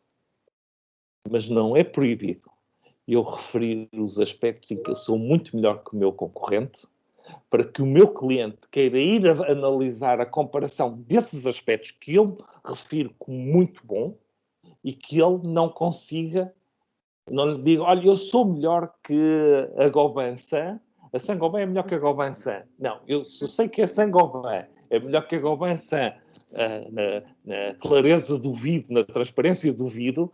Eu devo dizer, das grandes minhas características é esta. Para quê? Para que ele vá tentar ver na Gobansan e vai, afinal, o da Gobansan é ligeiramente diferente ao da Saint-Gobain. Agora, eu não posso dizer, eu, ao contrário da Gobansan, sou melhor nisto. Não.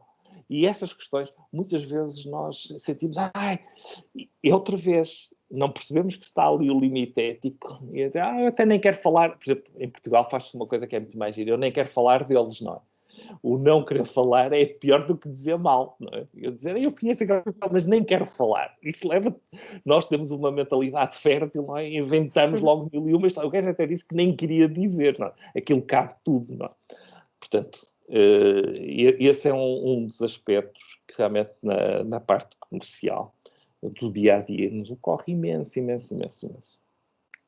Muito obrigada. Eu vou passar apenas mais duas questões, porque estamos a chegar ao nosso limite de tempo. Temos aqui mais duas e não farei mais nenhuma.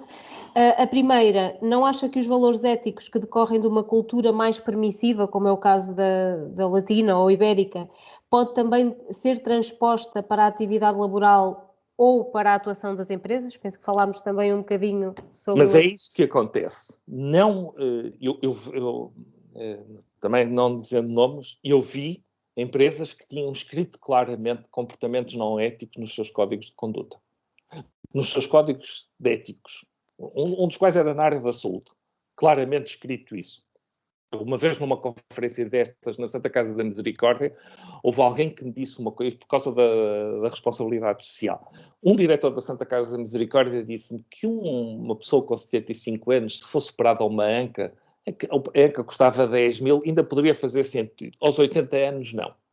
E eu perguntei-lhe, desculpe lá, eu tenho 50 anos, quanto é que eu valho em peças? Porque eu posso não deixar uma grande fortuna aos meus filhos, e os meus filhos dizerem, espera aí, o pai está bom para ser vendido às peças. Quer dizer, isto não tem preço, não é? Mas estava lá escrito, por exemplo, numa unidade hospitalar, que era um negócio. Se é negócio, eu não posso contar nem com experiências, nem com mecenato, há um conjunto de relações que está.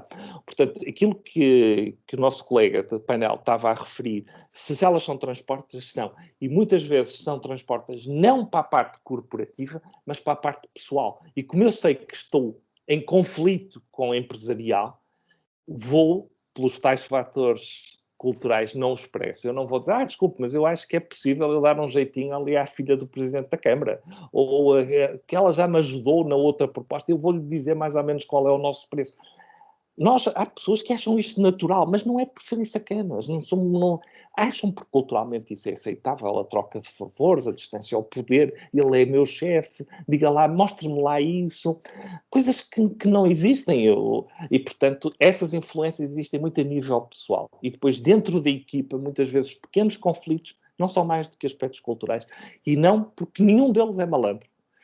Eu quase que apostava que se fosse com vocês, não sei quantos trabalhadores têm, mas uns milhares, que devíamos gastar muitos dias a descobrir se existe algum malandro. E se encontrássemos um, já devia ser muito difícil. Muito obrigada, Manuel. Passamos então para a última questão. Atualmente, com a crise de materiais no mercado, a nossa ética é colocada em causa quando temos de escolher servir o João ao invés do António. Não. Acredito que será muito importante definir as regras de distribuição, mas será o suficiente? É um problema ético complicado, sim. Eu estava-me a lembrar de uma empresa parecida com a vossa, a Coca-Cola, que teve gravíssimos problemas sobre a distribuição. Aliás, é uma das coisas que está a giro novo. Se eu vou dar exclusividade ou não. Essas questões são questões... Eu tive dessas questões na DOCA. A determinada altura houve uma greve de transportadores e eu não tinha material para poder distribuir. Como é que nós fazemos dentro das próprias empresas do grupo até? Eu vou favorecer um negócio de um ou não. O código de conduta ajuda-nos a definir isso e há questões que são levantadas claramente aos líderes. Eu tive uma situação em que foi a reunião do Conselho de Administração. Inclusivamente o diretor comercial disse, e o diretor financeiro disseram: esta decisão é de tal forma implicativa para a reputação da empresa e garanto-vos uma coisa, vocês não têm um único administrador que se recusa a tomar uma decisão dessas. Demora tempo, porque temos que as ponderar e pensar. Portanto, não há problema nenhum que numa dessas situações, eu diga, há um determinado nível de responsabilidade que também está dito por vocês, as delegações de competências. Nós muitas vezes esquecemos qual é o nosso mandato. Aliás, nas negociações é normalmente a coisa mais estranha. Esquecemos não o nosso mandato, mas o mandato da nossa contraparte. E queremos que ele tome a decisão para além do mandato dele, que é a vontade dele. E isso aí já não é ético. Portanto, estas questões, em determinada altura, os códigos são muito válidos e a determinada altura o que nós percebemos é que isto extravasa o nosso mandato, a nossa competência e é ajustado para cima e garante que ninguém do que está em cima foge a esse tema. Muito obrigada, Manuel, quer pelos esclarecimentos, quer pela sua apresentação e toda a sua experiência. Vamos passar à parte mais divertida, diria eu, do nosso dia.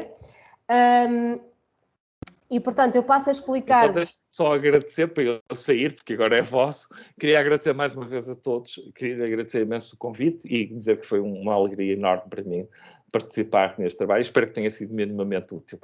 Muito obrigada, Manuel. Muito obrigada. E parabéns pela iniciativa. Muito obrigado. Obrigadíssima, obrigada.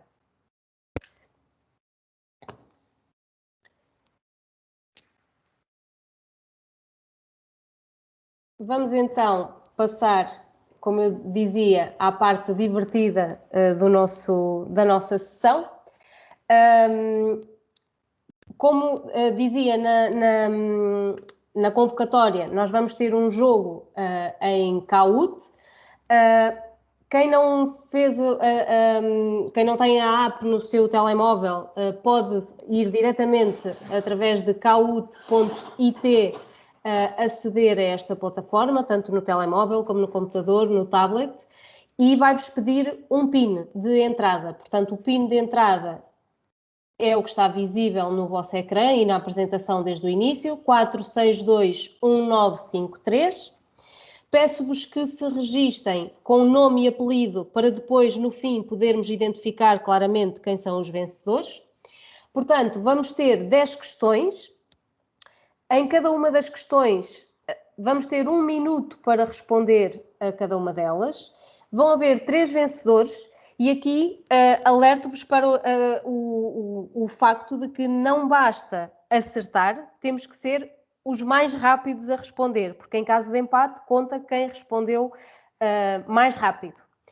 No fim desta sessão, eu peço então depois aos 3 vencedores que enviem, que me contactem por e-mail ou por telefone, mas que me contactem para vos poder enviar o prémio para as respectivas moradas.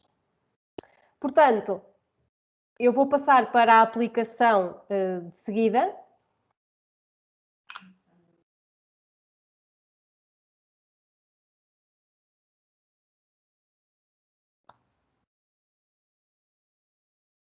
Já temos, então, vários colegas registados.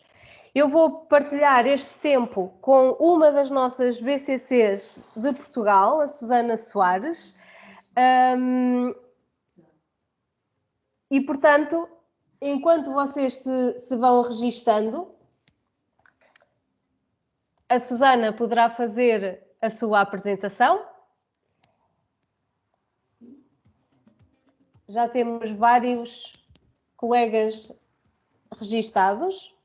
Continuem, nós aguardamos ainda um tempinho. Portanto, tanto eu como a Ana, como o João, não vamos entrar no Kahoot, não vamos entrar no jogo, não vamos receber o prémio. Portanto, eu sou Susana Soares, para quem me conhece, trabalho no controle de sistemas, no Saint-Gobain, Portugal. Estou aqui estou aqui como Business Compliance Correspondent, ou seja, este nome, eu sou a correspondente de conformidade uma das, ou seja, que tem como missão disseminar e consciencializar os valores éticos e culturais corporativos. Portanto, o Manuel Aroso falou muitas vezes sobre este tema e bem, era ele que devia estar aqui a apresentar, acho que trazia mais valor acrescentado. De qualquer forma. Estamos muito bem entregues, Susana, força. Vou fazer o meu melhor, vou dar o total como divertido.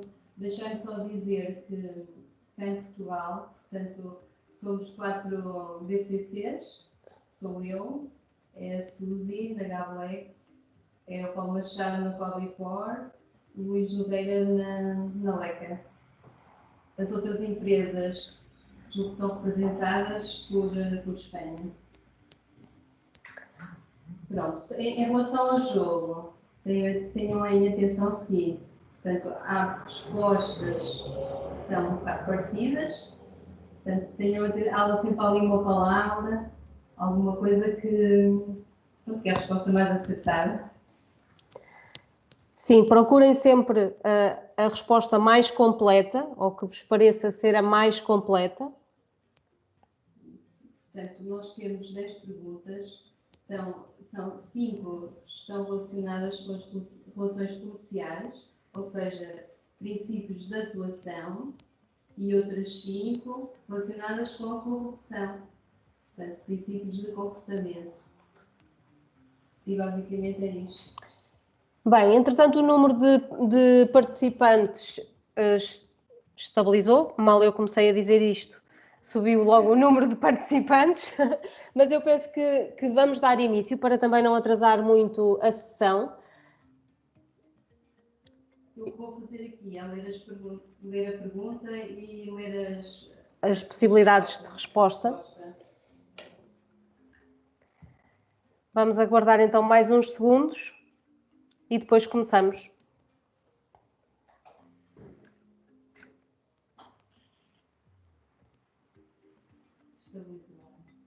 Bem, 1, 2, 3. Ai, mais um.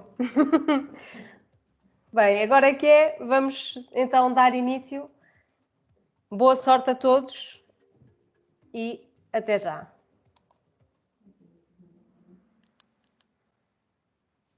Vamos lá, estão preparados? 3, 2, 1.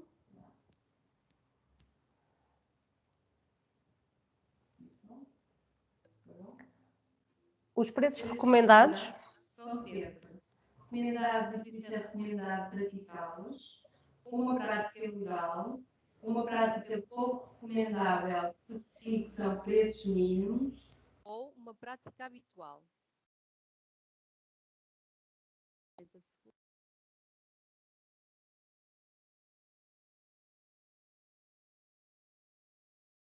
Tem que ser rápidos, porque também conta a rapidez.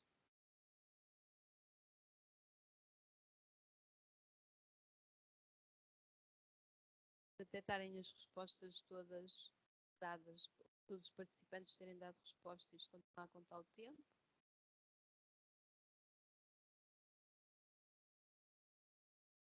Contagem decrescente agora, 10.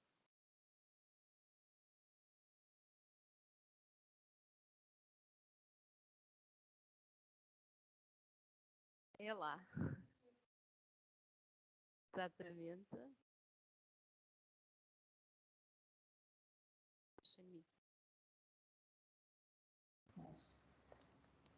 Portanto, há aqui uma certa...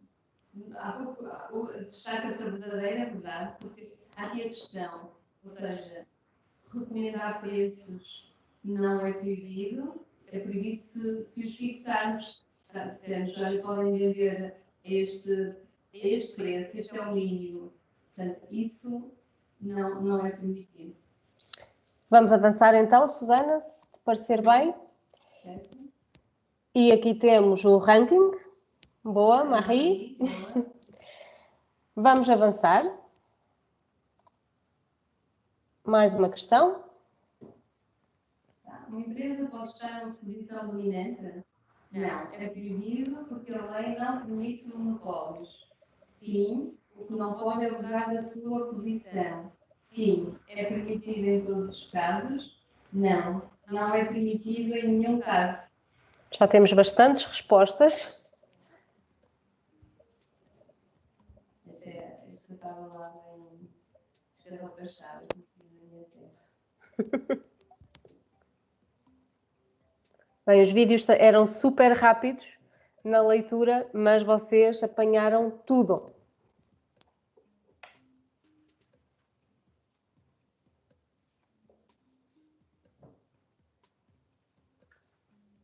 Falta ainda alguém responder. 10 segundos.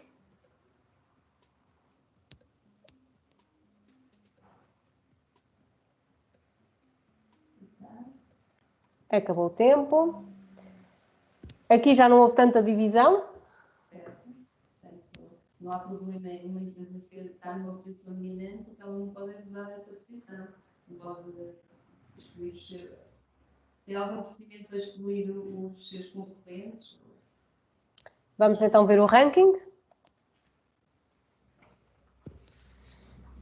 Muito bem. Vamos para a próxima questão. Portanto, vocês veem que isto, consoante as vossas respostas e o tempo em que respondem, o ranking vai mudando. Mais uma questão. A exclusividade comercial não está permitida, só é permitida no franchising. Não é recomendada, mas é possível se se analisar com a direção jurídica, ou só é permitida se se vender através de um agente ou distribuidor.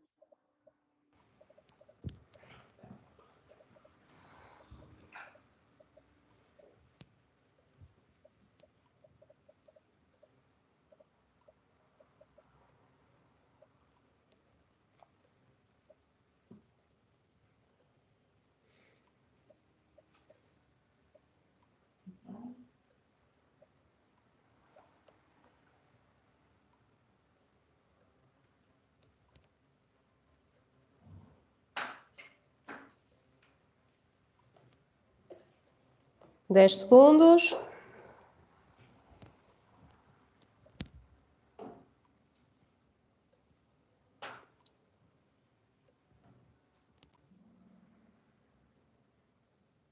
Aqui também alguma dúvida? Certo. Ou seja, é um tema sensível e, como sendo sensível, os contratos de exclusividade têm tantas particularidades, devem ser sempre revistos pela direção jurídica. Aliás, os sistemas de concorrência devem ser sempre revistos pela direção jurídica. Revistos. Vamos ver então como estamos em termos de ranking, se houve mudanças ou não. Temos a Anabela em primeiro, bem, agora deu a volta, portanto, o engraçado deste jogo é que a cada resposta podemos ter novas pessoas no ranking. Vamos então para a próxima pergunta. As condutas anticompetitivas ou anticoncorrenciais são uma manifestação contrária aos nossos princípios, são uma manifestação contrária apenas ao princípio de igualdade, às vezes são necessárias para que a empresa cresça ou não são habituais.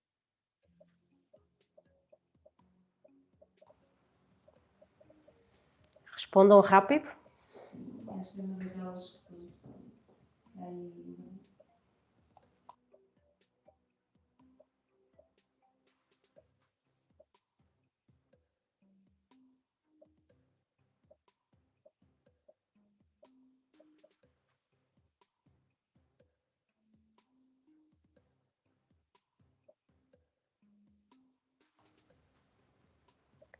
Últimos 10.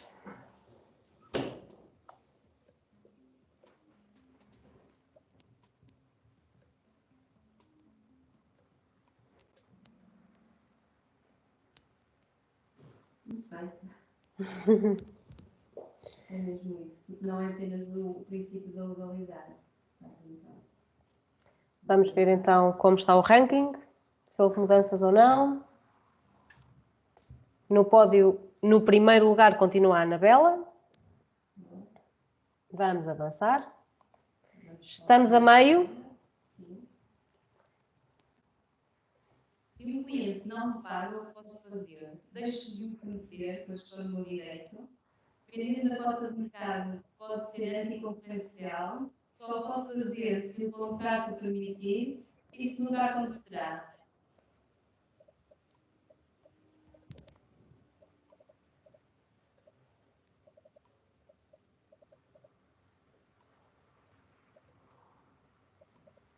Isso nunca acontecerá.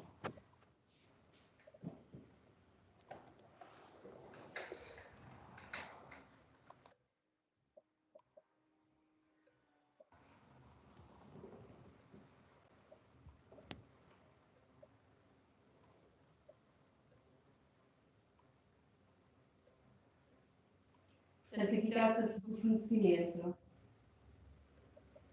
Só posso fazer, ou seja, se continuar a fornecer.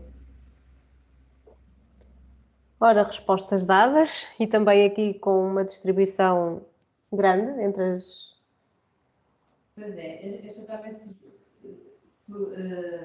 também nos deu assim alguma dúvida. A questão do deixo de fornecer, estou no meu direito, não é verdade. Ou seja, o contrato nós estabelecemos Com o nosso cliente, onde estão prazos de pagamento, portanto, ele tem que existir e, além disso, ou seja, tem que haver aqui uma intenção de cobrança. Nós temos definidas os prazos de pagamento e aí ele está em cumprimento. Nós também devemos, portanto, tentar cobrar. Deixar de fornecer não é correto, ou seja, não estamos no nosso direito.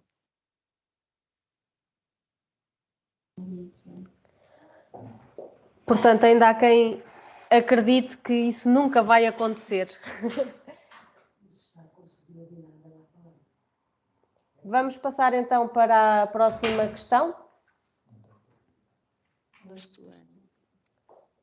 Ranking, isto é que é muito importante. Temos a Anabela no primeiro lugar e vai havendo sempre algumas variações de pergunta para pergunta. Penso que estamos com problemas de som com a Susana. Eu passarei a ler então as questões. A corrupção, embora indesejável, é útil para os negócios? Sim, faz com que os projetos avancem. Não, porque nos prejudica a todos. Apenas em alguns casos, se o risco compensar. No passado, entendia-se que sim.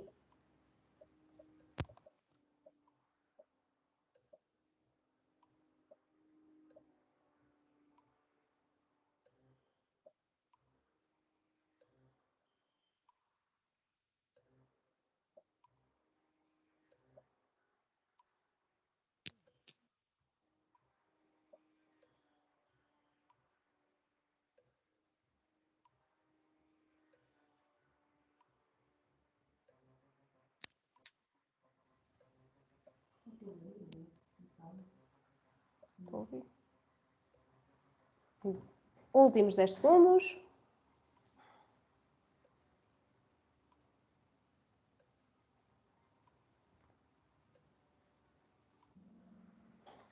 Bem, esta já não suscitou tantas dúvidas, portanto a corrupção não é útil para os negócios porque nos prejudica a todos. Susana, não sei se queres fazer algum comentário? Vamos avançar para o ranking, então. Muito bem, continuamos com a Anabela no primeiro lugar, sendo que neste jogo vai haver 3 vencedores. Vamos avançar então para a próxima questão. A 7ª deste jogo, a corrupção está ligada historicamente com a administração pública e afeta apenas funcionários públicos, afeta apenas entidades públicas, afeta entidades privadas apenas se relacionadas com funcionários públicos ou afeta também entidades privadas quando se relacionam entre si.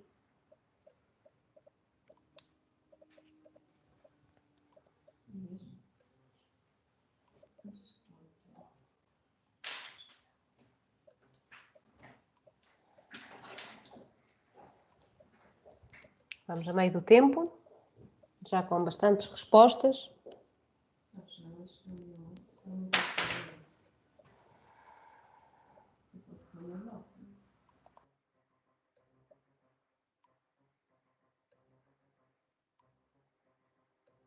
Últimos 10 segundos.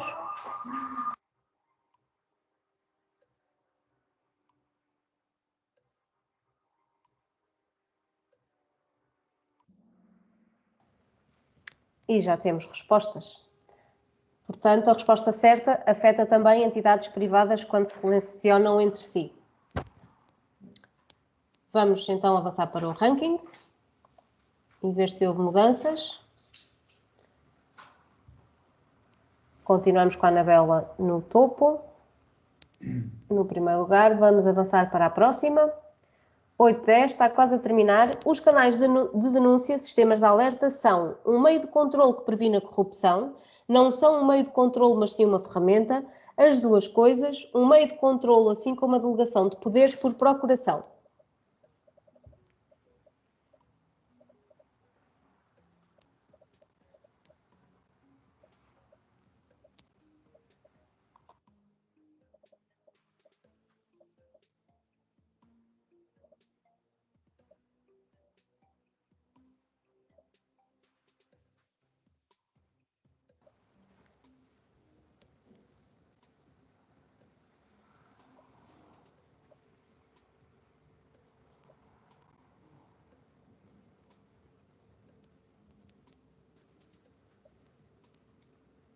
Últimos 10 segundos.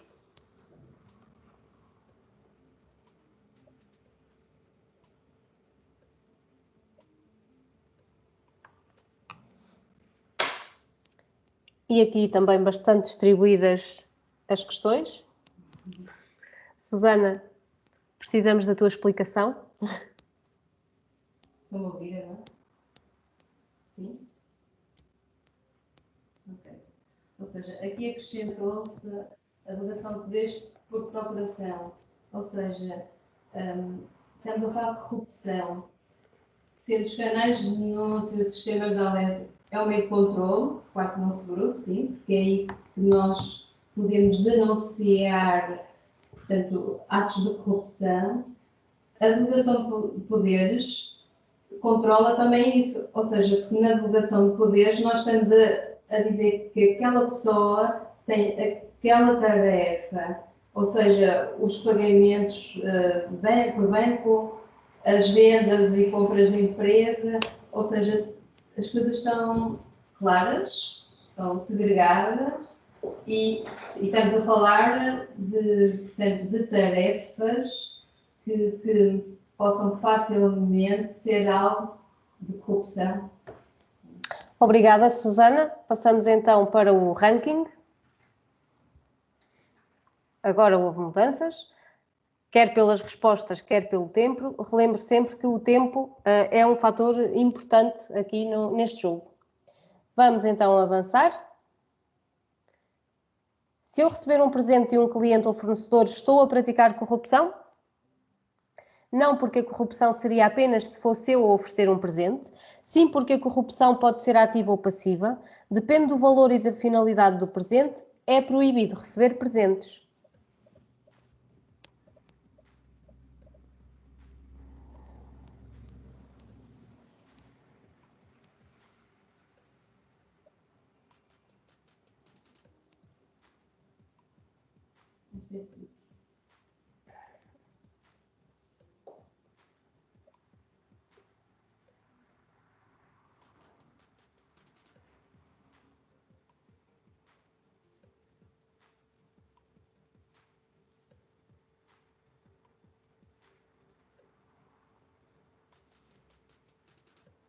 Últimos 10 segundos.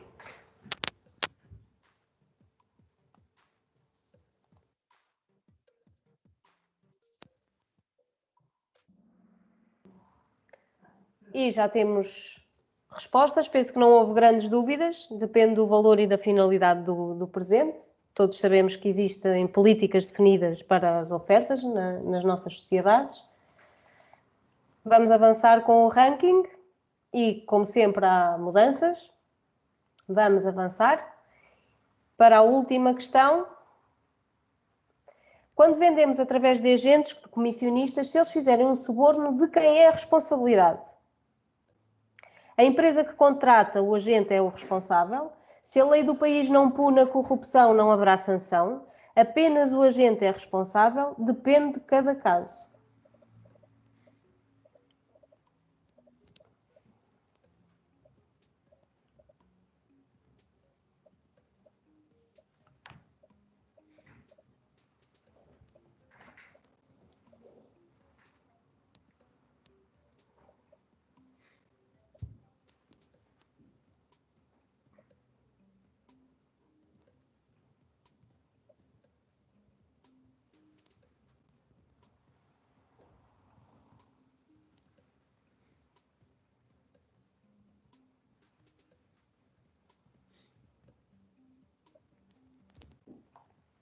Estamos quase a terminar. 5 segundos.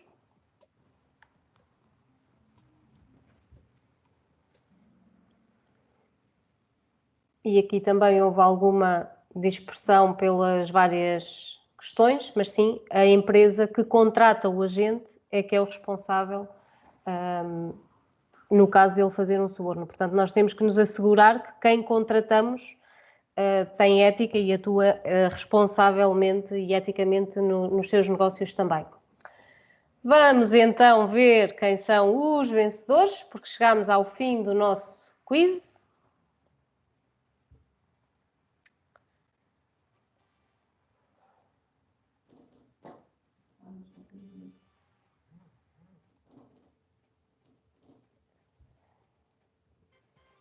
E agora sim, aqui estão os nossos vencedores. Portanto, em terceiro lugar, A. Cardoso, em segundo, Vieira e em primeiro, Anabela Lopes. Portanto, eu preciso ou que no chat ou que através de e-mail vocês me contactem para eu poder saber os vossos nomes, as vossas moradas e vos fazer chegar o prémio. O prémio será um mini cabaz para vocês poderem saborear produtos bem apetecíveis.